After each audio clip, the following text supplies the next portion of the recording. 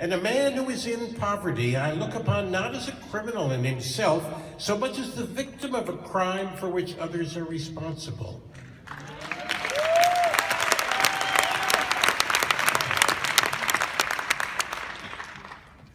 If a man chooses to be poor, he commits no crime in being poor. It's certainly a crime to force poverty on others. And it seems to me clear that the great majority of those who suffer from poverty are poor not from their own particular faults, but because of conditions imposed by society at large. Therefore, I hold that poverty is a crime, not an individual crime, but a social crime, a crime for which we all are responsible.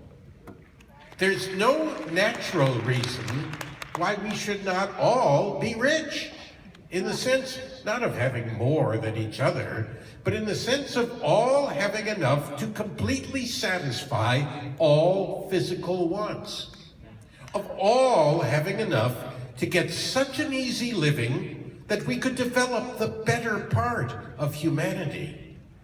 There is enough and to spare.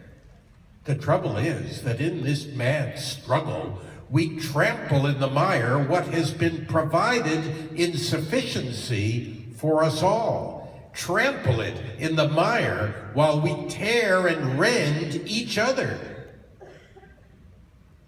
Think for a moment how it would strike a rational being who had never been on the earth before if such an intelligence could come down and you were to explain to him how we live on earth, how houses and food and clothing and all the many things we need were all produced by work.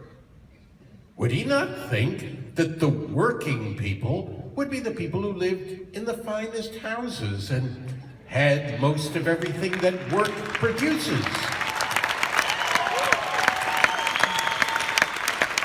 Yet, whether you took him to London or Paris or New York or even to Burlington, he would find that those called the working people were the people who live in the poorest houses. Did you ever think of the utter absurdity and strangeness of the fact that all over the civilized world, the working classes are the poor classes? Go into any city in the world and get into a cab and ask the man to drive you where the working people live. He won't take you to where the fine houses are. He will take you, on the contrary, into the squalid quarters, the poorer quarters. Did you ever think how curious that is?